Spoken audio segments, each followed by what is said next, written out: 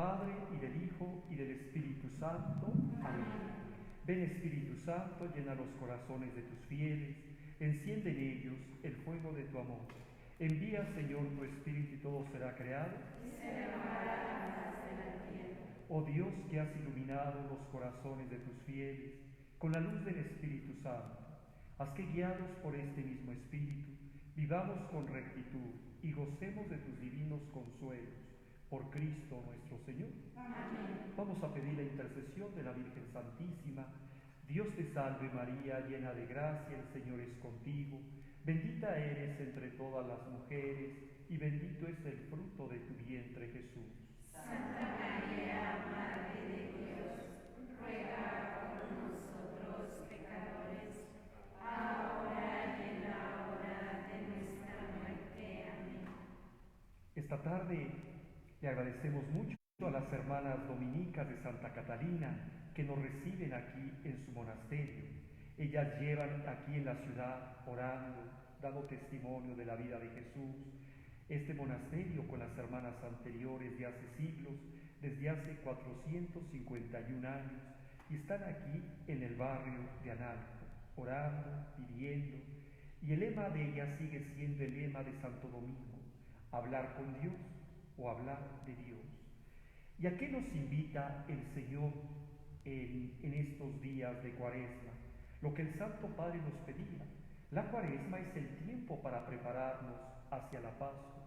Ciertamente esta Pascua va a ser muy especial. El Señor nos lleva también en sus designios y hay que discernir lo que estamos viviendo en este momento como patria, lo que está viviendo el mundo, discernirlo. Pero la Cuaresma es para eso, prepararnos para la Pascua. Ayer meditábamos juntos que cada uno de nosotros es un proyecto de Dios, cada uno de nosotros es un plan de Dios, cada uno de nosotros es un sueño de Dios. Y entonces hoy yo les invitaría a reflexionar. Dios tiene un proyecto para mí, Dios tiene un sueño para mí, Dios tiene una misión para mí. Y es más, yo soy una misión, ha dicho el Papa Francisco. Pero muchas veces hemos rechazado ese proyecto. Muchas veces no hemos sido generosos con el proyecto, no hemos colaborado con Dios. Y hoy quisiera que meditáramos la redención como límite divino impuesto al mal. Dentro de unos años, en el 2033, los que vivan o los que vivamos, celebraremos con todo el mundo 2000 años del misterio pascual. Nosotros en México tenemos una gracia muy grande, que el acontecimiento de Santa María de Guadalupe en 1531 y en el 2031 serán 500 años de las apariciones, nos llevan a la preparación de los 2000 años de la redención. Así como la Virgen Santísima, primero ella es la aurora que antecede al día. Su nacimiento aquí en la tierra, su presencia, es la señal de que el día es inminente, de que su Hijo viene a salvarnos. Para nosotros los mexicanos, el celebrar los 500 años de las apariciones nos lleva, nos prepara a los 2000 años de la redención. Y quisiera empezar con el primer punto. Dice San Pablo en su carta a los Romanos: todos pecaron y están privados de la gloria de Dios. San Juan Pablo II llegó a afirmar que uno de los peligros mayores, o el peligro más grande para la Iglesia, para una diócesis, para la vida consagrada, para los sacerdotes, para los obispos, para los fieles laicos, es la pérdida de la conciencia de pecado. A veces no nos gusta hablar de pecado, pero ¿cómo tenemos que enfrentar el pecado? El Catecismo de la Iglesia dice: la Iglesia, en su magisterio y en el testimonio de los santos, nunca ha olvidado, jamás, que los pecadores mismos fueron los autores y como los instrumentos de todas las penas que soportó el Divino Redentor, teniendo en cuenta que nuestros pecados alcanzan a Cristo mismo. La Iglesia no dude en imputar a los cristianos la responsabilidad más grave en el suplicio de Jesús. Debemos considerar como culpables de esta horrible falta a los que continuamente recaen en sus pecados. Sigue diciendo el catecismo, son nuestras malas acciones las que han hecho sufrir a nuestro Señor Jesucristo el suplicio de la cruz. Sin ninguna duda, los que se sumergen en los desórdenes y en el mal, crucifican por su parte de nuevo al Hijo de Dios y lo exponen a la pública infamia. Y es necesario reconocer que nuestro crimen en este caso es mayor que el de los judíos, porque según el testimonio del apóstol San Pablo, de haber conocido ellos, no habrían crucificado jamás al Señor de la gloria. Nosotros, en cambio, hacemos profesión de conocerle, y cuando renegamos de él con nuestras acciones, ponemos de algún modo sobre él nuestras manos criminales. Ya San Francisco de Asís llegó a escribir, los demonios no son los que le han crucificado, decía él, eres tú quien con ellos lo crucificas y lo sigues crucificándote todavía, deleitándote en los vicios y en los pecados. Ahora tomo unas frases de San Agustín.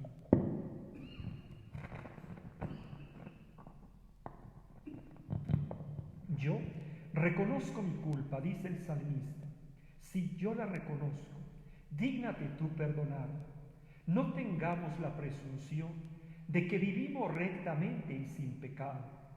Lo que atestigua a favor de nuestra vida es el reconocimiento de nuestras propias culpas.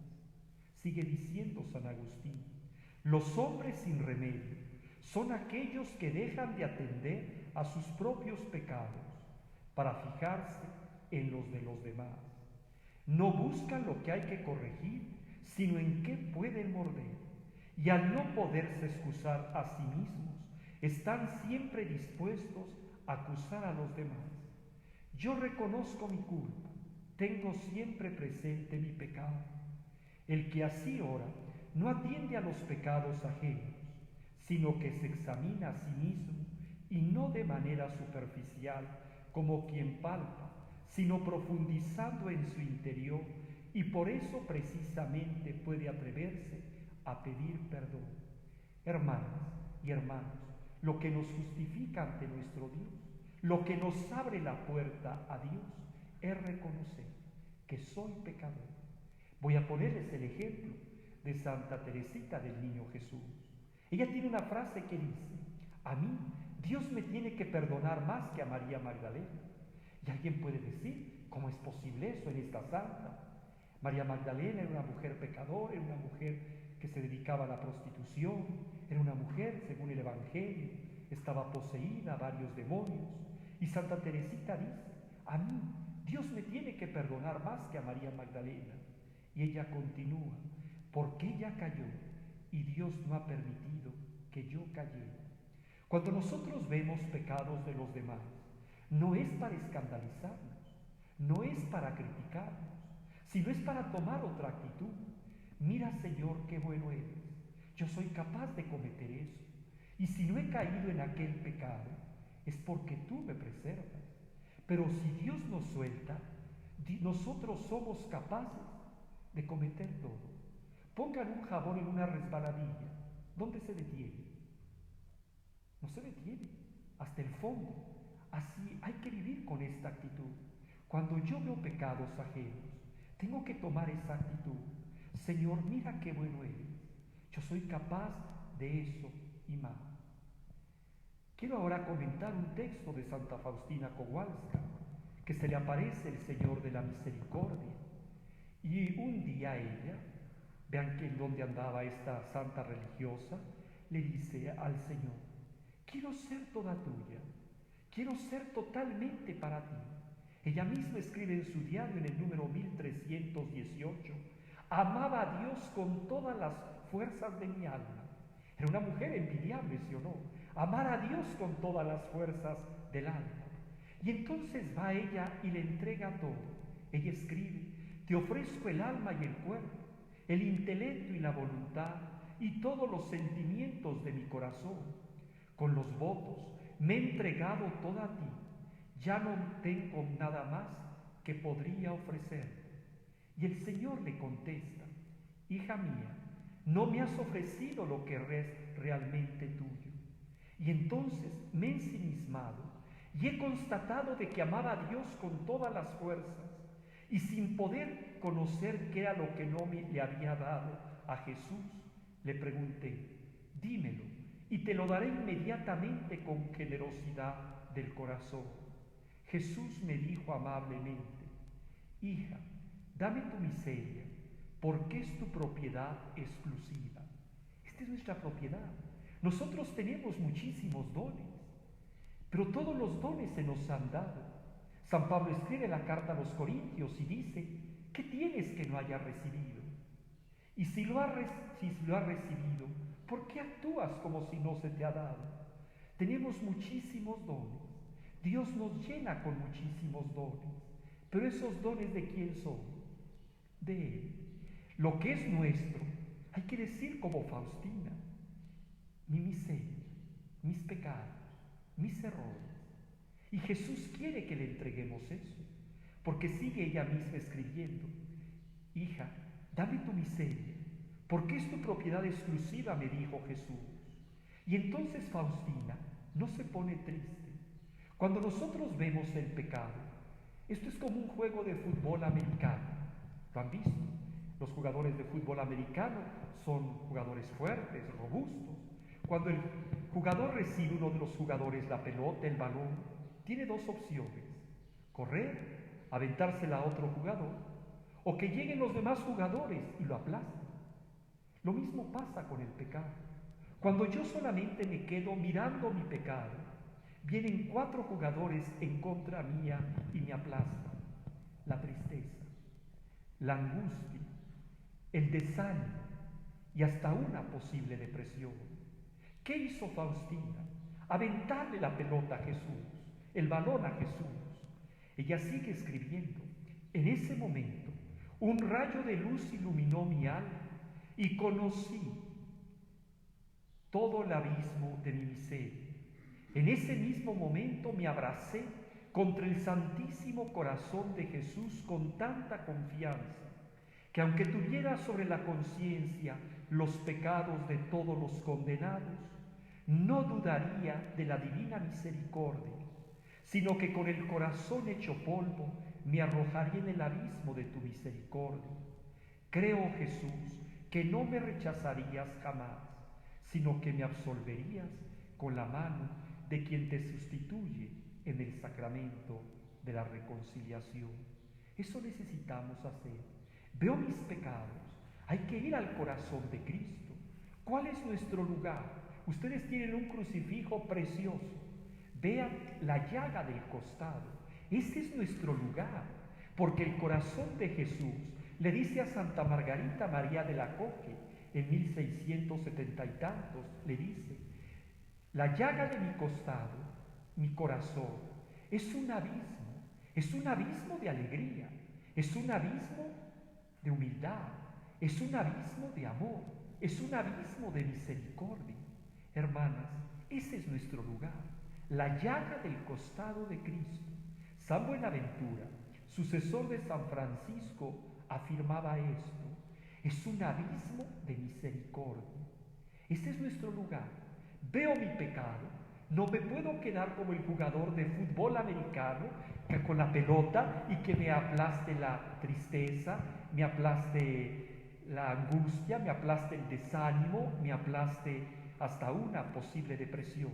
¿Qué tengo que hacer? Saltar a la llaga del corazón de Jesús. Y ahora quisiera con ustedes compartir un segundo punto. Algunos pecados para reflexionar y entrar en la llaga del corazón de Cristo, en la llaga del costado. Ese es nuestro lugar. El primer pecado, el pecado de no escuchar. Ese es un pecado desde los obispos, de los sacerdotes. No escuchamos. Cuando fue el terremoto de 1900, del 19 de septiembre de hace 2 años o 3 años, ese día tuve la oportunidad tenía que estar en México. Llegué con mucho tiempo antes a la reunión y entonces fui a confesarme. Y esto fue muy bueno para mi orgullo, ¿sí? ¿Por qué? ¿Qué fue lo que me pasó? Iba todo enchamarrado, no se veía el alzacuello. Y entonces llego y le digo, me dice el sacerdote, Ave María Purísima. Digo, sin pecado concebida, tus pecados. Le digo, Padre, soy obispo. Cambio totalmente, que me dice, adelante, monseñor, por favor. Nos falta escuchar más. ¿No les ha pasado a ustedes cuando se confiesa que el sacerdote, qué más? ¿Qué otra cosa? ¿Qué otra cosa? ¿Qué otra cosa? Otro pecado más. Nos falta eso, el pecado de eso. No escuchamos, no escuchamos. Escucharnos primero a nosotros mismos. ¿Por qué no duermo bien? ¿Por qué ando irritable? ¿Por qué todo me molesta? ¿Por qué contesto de una forma brusca? ¿Por qué ando con gastritis? ¿Por qué ando con colitis nerviosa? ¿Por qué todo me pone mal? Algo está pasando en mí, algo no está funcionando. Tal vez emocionalmente no me siento bien, tal vez algo está fallando en mí. Escucharme a mí, escuchar a Dios, escuchar a los demás. ¿Cuántas veces los demás nos empiezo por su servidor, soy uno de los que acometen ese pecado, que empiezan a decirme algo, sí, ya sé por dónde vas, sí, ya sé qué me quieres decir, esto me quieres decir. A veces nos sentimos el Espíritu Santo que penetra lo más profundo del alma. Lo segundo, el otro pecado, el pecado de no ser alegres. Yo quisiera partir de este santo, el cardenal Newman, Henry Newman, que el Papa no tiene mucho tiempo que canonizó. Este cardenal, ven que fue primero anglicano, tenía un compañero suyo desde la infancia, y ya siendo cardenal, lo convencía, ven, acércate a la iglesia, y le hablaba con métodos y con instrumentos históricos, mira por esta razón y esta razón. Y el amigo siempre le contestaba, ¿sabes por qué no entro a la iglesia católica? Porque no los veo alegres. Él explicaba, ustedes dicen que van al confesionario, que en el confesionario todo se perdona, ahí todo se termina, ahí Jesús borra, es una nueva creación, es un nuevo baño bautismal, es una nueva regeneración. Y mira cómo salen del confesionario. Vean la gente que va al confesionario. Se ve que sale feliz, que algo pasa ahí distinto. A veces parece terapia. Ya pasó esto, bendito sea Dios. No, la gente no nos ve alegres. Este es otro pecado que tenemos como iglesia.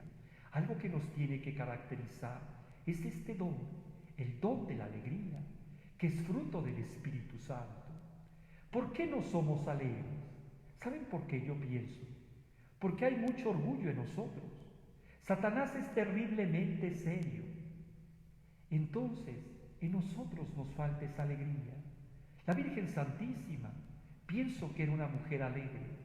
Ven cuando llega con Isabel, no llega quejándose, quién sabe cuántos días me hice de camino, qué sol, qué cansancio, no comí bien, toda desvelada. No, María dice, soy un canto al Señor. Pero ella misma explica por qué un poco más adelante. Porque se ha fijado en la sencillez de sus esclavos, en la sencillez de su hija, en la sencillez de su sierva. Pidámosle al Señor que nos ayude a quitar este pecado, a luchar este pecado, el pecado de no ser alegres. Otro pecado que tenemos, el pecado de no querer cambiar. A veces tenemos los mismos esquemas. Todos necesitamos patrones para actuar, paradigmas. Los paradigmas son patrones psicológicos, modelos, mapas, que nos valen para no perder el rumbo de la vida. Pueden salvarnos la vida si hacemos uso apropiado de ellos, pero pueden ser peligrosos si los consideramos verdades inmutables. El Señor nos está permitiendo, como ha escrito el Papa en la oración a la Virgen, este tiempo de prueba, donde ya no podemos saludarnos de mano, donde ya no podemos darnos la paz en la misa, donde tenemos que comulgar en la mano. Dios nos permite este tiempo de prueba para cambiar. Tal vez no podremos vivir la Semana Santa como quisiéramos, como estábamos acostumbrados.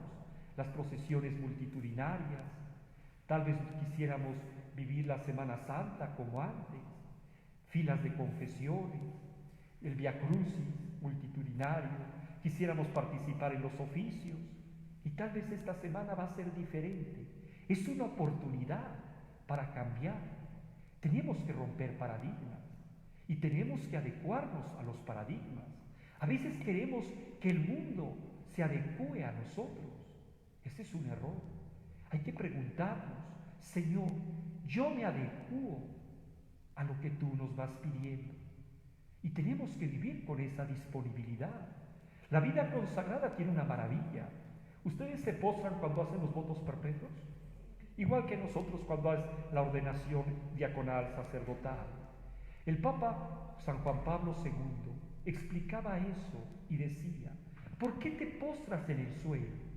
Porque es primero reconocer que estoy frente a Dios y que frente a la presencia de Dios soy nada, soy polvo, lo que dijimos el primer día de la Cuaresma, el día de miércoles de ceniza, soy barro, pero al mismo tiempo también significa disponibilidad a los planes de Dios. Y este tiempo que vamos a vivir de la Semana Santa es un tiempo para adecuarnos, es un tiempo para romper paradigmas, es un tiempo, hay muchas formas de evangelizar, hay muchas formas de ir al encuentro del otro.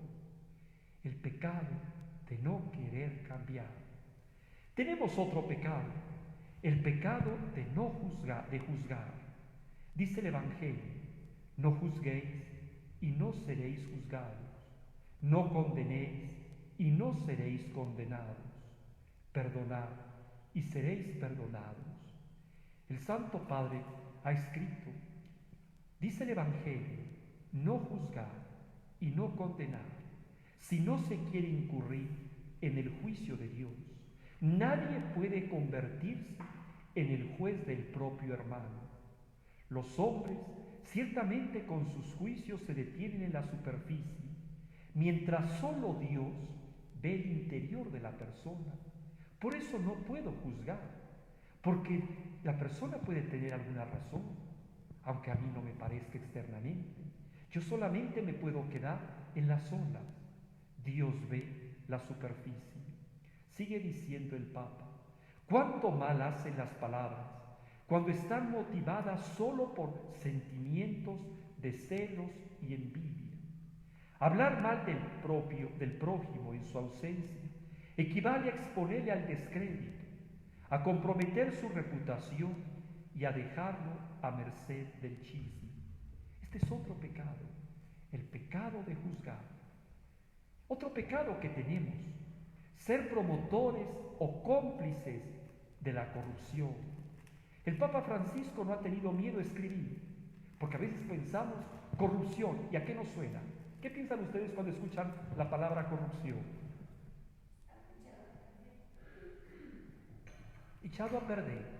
O a veces solamente pensamos que esa palabra es para los políticos, pero no. El Papa ha escrito, hay corrupción en los políticos, hay corrupción en los empresarios, y no ha tenido miedo a decir, hay corrupción en la iglesia. Y se va metiendo de muchas formas la corrupción.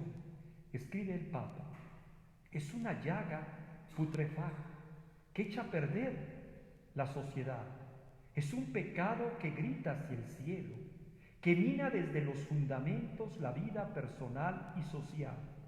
Impide ver el futuro con esperanza. Es un mal que se anida poco a poco en gestos cotidianos para expandirse luego en pecados públicos. Es el pecado que pretende sustituir a Dios con la ilusión del dinero como una forma de poder. Es una obra de las tinieblas sostenida por la sospecha y la intriga. Y el Papa toma una frase de San Gregorio Magno, del Papa, la corrupción de los mejores es la peor de todas. Nadie está inmune de esta tentación. Todos necesitamos trabajar en la corrupción. A veces hay corrupción en las familias. A este hijo los papás lo tratan con pinzas y al otro hijo parece que es el pararrayos de la justicia de Dios. Con ese se ponen fuertes. Yo pienso que también en este convento hay corrupción. A esta hermana, cuanto permiso quiera, y a la otra, como que soy con su instrumento en la santificación, todos los obstáculos se le ponen. ¿Cómo se llama eso? Corrupción. También en nosotros los obispos no nos salvamos. A este padre lo tratamos con delicadeza. El otro, que sea como el pararrayos de la justicia divina. No, también los párrocos, los sacerdotes, a esta familia le exigimos las pláticas prematrimoniales, las pláticas presacramentales. En cambio, la otra persona, pues mira, yo creo que tanto has venido que yo creo que ya te la sabes de memoria. ¿Cómo se llama eso? Corrupción. Necesitamos pedirle al Señor, Señor, líbranos de este pecado. Otro pecado, el pecado de la sospecha. Dice, el Papa escribió estas frases cuando era cardenal en Argentina y se las escribió a los novicios jesuitas. Les decía, no es raro encontrar en las comunidades banderías, es decir, grupos que pugnan por imponer la hegemonía de su pensamiento o de su simpatía. Eso sucede cuando la caridad ya no es el centro y está suplida por las ideas de cada uno. Ya no se defiende el todo de una familia, sino la parte que yo quiero que me toque. Ya no se adhiere uno a la unidad, sino lo que busco es el conflicto que parcializa y debilita. ¿Y cuál es la solución para la sospecha? Todos hemos sospechado. ¿Ustedes nunca han sospechado? Todos hemos caído en este pecado. Sigue diciendo el Papa, la sospecha es sembrada en el corazón por el demonio, que va configurándola como una regla torcida, en la cual se desfasa toda realidad. Cualquier cosa que suceda es interpretada torcidamente. La hermana dice alguna cosa y yo pienso que ella la dijo para mí. O hubo un comentario y yo pienso que me está haciendo referencia a mí, cuando ni siquiera la otra persona lo ha pensado para mí. ¿Cuál es la forma para vencer la sospecha? Dice el Papa, acusarse a sí mismo. Esto ya lo había escrito San Pablo. En cuanto a la mutua estima, tengan por mejores a los demás. Y alguien puede decir, pero ¿cómo es mejor esta hermana o este hermano que yo? Sí, les voy a decir por qué. Los pecados que he cometido, los pecados que Dios me ha librado, los pecados que puedo cometer. Así que esto es una valía. Es decir, la otra persona es mejor que yo. ¿Por qué? Porque le dice el Papa, la sospecha siempre sobra de las tinieblas. La pone el maligno para dividir, porque la sospecha siempre es penumbra, siempre es oscuridad, y Dios siempre es claridad. Dios es certeza. ¿Cuántos matrimonios tienen problemas por la sospecha? Sospecho, sospecho. Y se va haciendo una revolución interna, y se va quitando la paz, y se va perdiendo la paz. ¿Cuántas almas en la vida consagrada sufren por esto? Por la sospecha. Esta tarde hay que pedirle al Señor, Señor, líbranos de la sospecha. Y la solución es acusarse a sí mismo.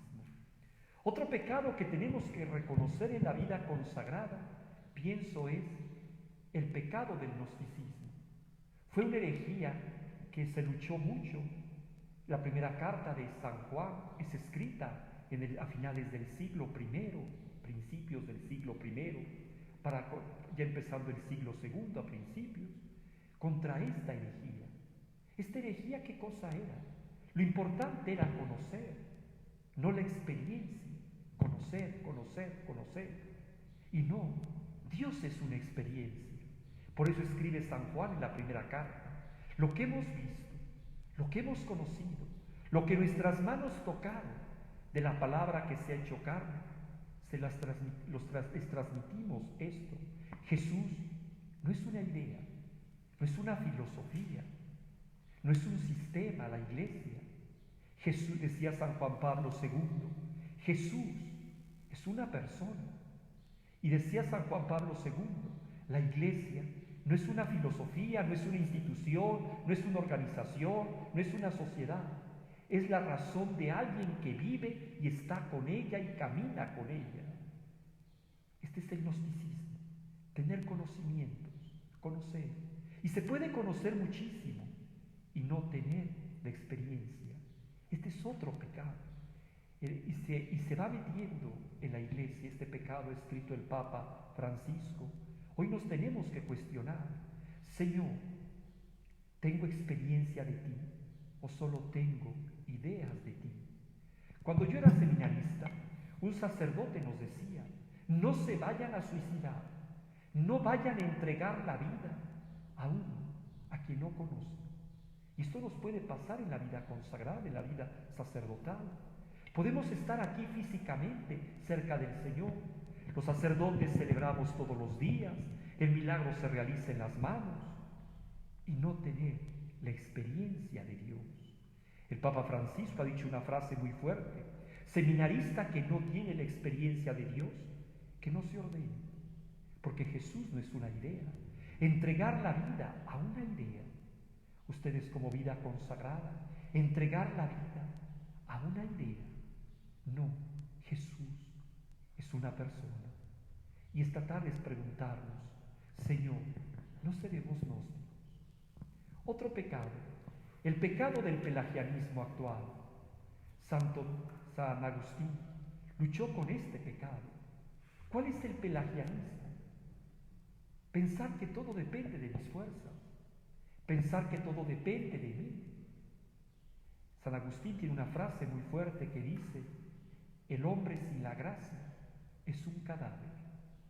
Jesús nos lo ha dicho en el Evangelio, en el capítulo 15: sin mí nada pueden hacer. El pelagianismo se ha ido metiendo. Hacemos esto, ponemos aquello, y entonces nos va a dar como consecuencia esto. No, yo tengo que poner todo lo que está de mi parte, ayer veíamos, pero necesito la gracia. Sin la gracia no puedo nada. Sin la gracia no puedo absolutamente nada. Es la gracia que antecede, la gracia que acompaña y la gracia que persevera para dar fruto. Yo tengo que poner mi esfuerzo. Lo que ayer meditábamos, una frase del Padre Rubio: Dios necesita que tú pongas tu casi todo, que es mi casi nada, para que Él ponga su casi todo. Y mientras yo no ponga mi casi todo, que es nada, Dios no puede poner su casi todo. Hermanas, me permito y yo también me invito a meditar en estos pecados durante este tiempo. Pero no podemos quedarnos en el pecado, sino demos un paso más. No lo abandonaste al poder de la muerte. Cristo murió por nuestros pecados. Esta es nuestra garantía. Dentro de unos años viviremos los 2000 años de la redención.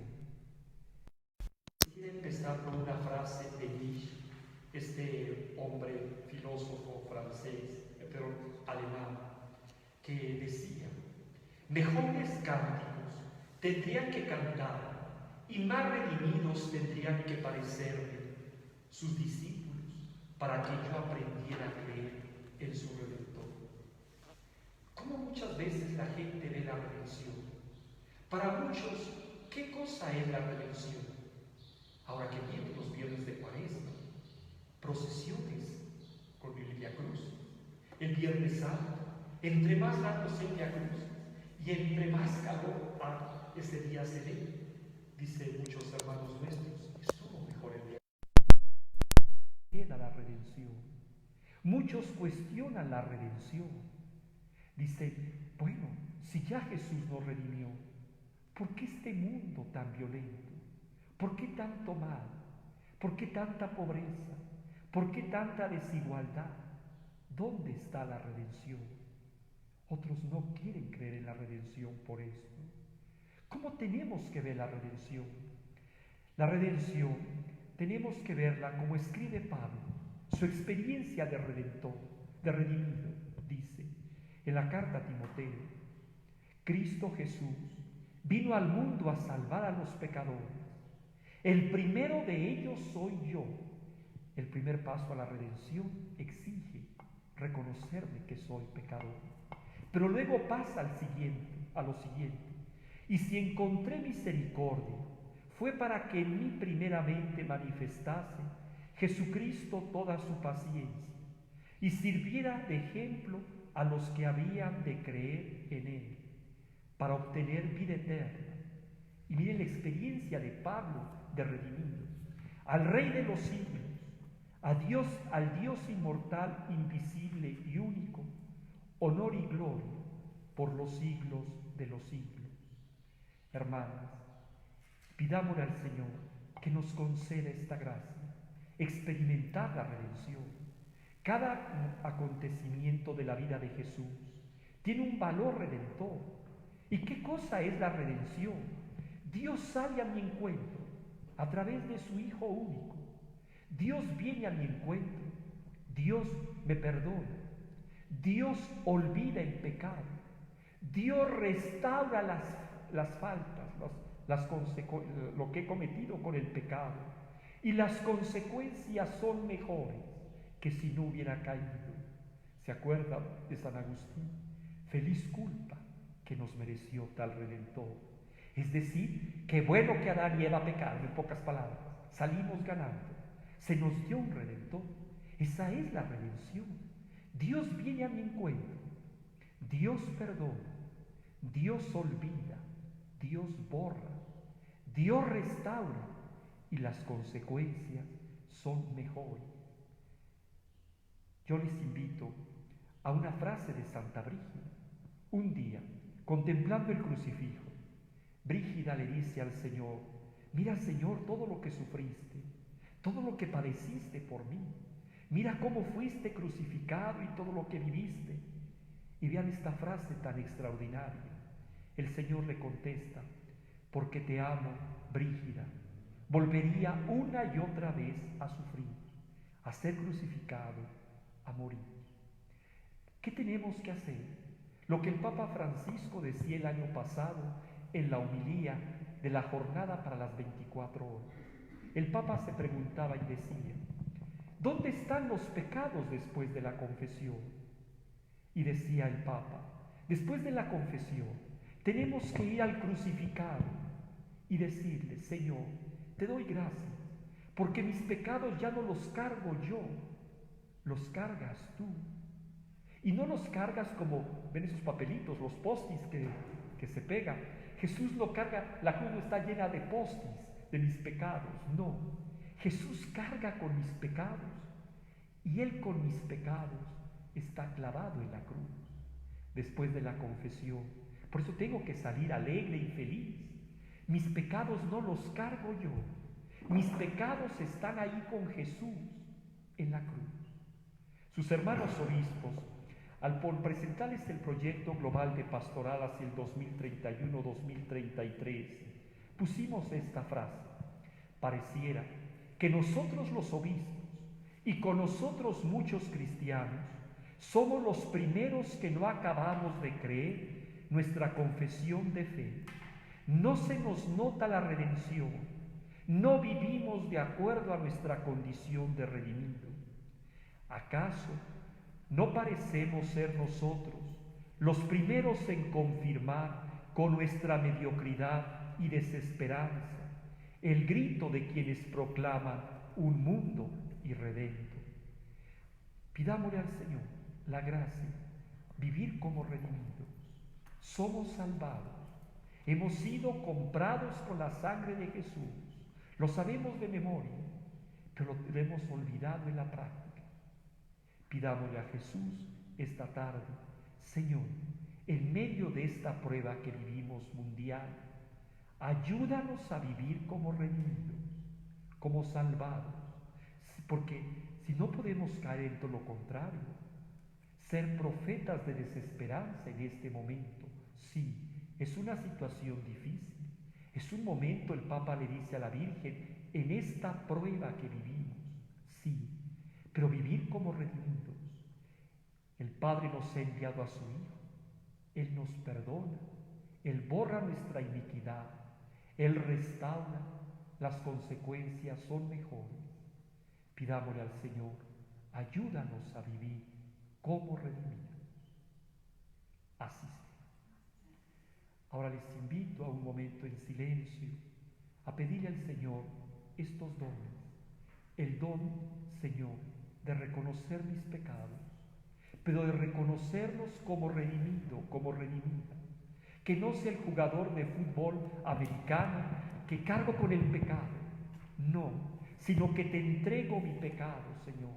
Ya no lo cargo, porque si no viene la tristeza, la angustia, el desánimo, la desesperanza. A meditar estos pecados que me he atrevido a sugerirles, porque ustedes saben, mi tarjeta para estar frente a Jesús es lo que el Evangelio dice. No he venido a buscar a los justos, sino a los... No son los sanos los que necesitan de médicos, sino los... Jesús ha venido solo para pecadores y enfermos, no para otra cosa. Esta tiene que ser mi tarjeta de presentación frente a Jesús vivo que esta tarde nos contempla. Esta es mi tarjeta, Señor. Estoy enfermo. Tengo estas enfermedades, estos pecados. Me gusta la crítica. Vivo como gnóstico muchas veces. Vivo como pelagiano. Me gusta la sospecha, Señor. No soy alegre. Este soy, Señor. Tú has venido a sanar a los pecadores, a curar a los enfermos, a perdonar. Dice San Agustín, el médico divino está feliz cuando se le enseñan los pecados, las enfermedades. En tiempos de San Agustín no había como hoy tantos estudios, radiografías, ultrasonidos, no había todas estas tomografías en no sé cuántos cortes, no. El médico diagnosticaba de acuerdo a lo que el enfermo le decía. Y entre más síntomas le daba el enfermo al médico, el médico tenía más precisión. Dice San Agustín, el médico divino está feliz cuando le enseñamos, estoy enfermo de esto. ¿Y para qué le enseñamos mi enfermedad? ¿Para qué le enseño al médico divino, a Jesús, mis pecados? Solo hay un fin: ser redimido, ser transformado, ser restaurado, vivir en la libertad de los hijos de Dios. Así sea.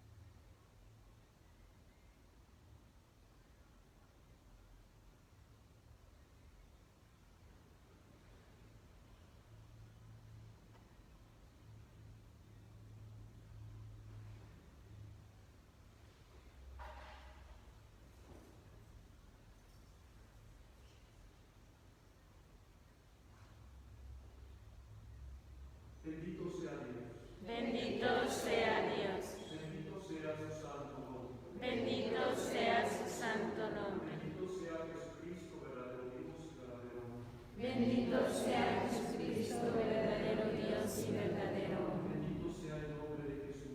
Bendito sea el nombre de Jesús.